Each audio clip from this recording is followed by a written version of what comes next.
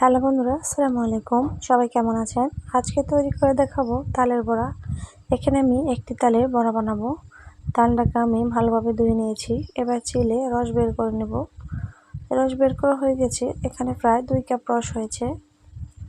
রসটাকে আমি একটি বাটিতে ঢেলে নেব। দিয়ে দিব নারকেল কুচি।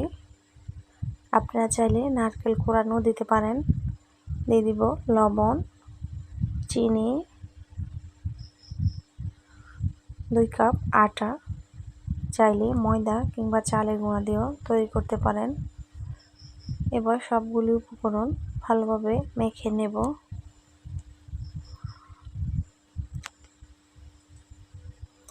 ভালোভাবে মেখে নেওয়া হয়ে গেলে 10 মিনিটের জন্য রেস্টে রেখে দেব, যাতে করে চিনি ভালোভাবে গলে যায়। 10 মিনিট পর চুলায় আমি একটি ফ্রাই প্যান বসিয়ে দিয়ে দিব সয়াবিন তেল।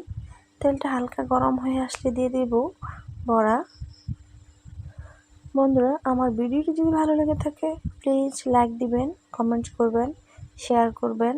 দিয়ে দিব বড়াগুলি। আমার চ্যানেলটি সাবস্ক্রাইব করে দিবেন।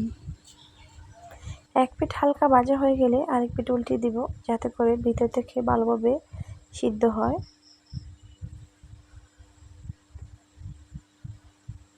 নেড়ে ছেড়ে হালকা লালচে কালার করে ভেজে নিব।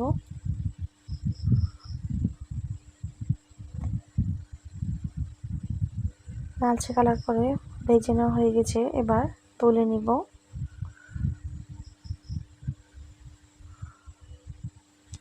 এক এক করে সবগুলি বড়া ভেজে নিব। দেখুন হয়ে গেছে আমার আজকে নরম তুলতুলে তালের বড়া। আমি একটু ভেঙে দেখাচ্ছি, দেখুন কেমন হয়েছে। চাইলে আপনারা এভাবে তৈরি করে খেতে পারেন। সবাই ভালো থাকবেন। আল্লাহ হাফেজ।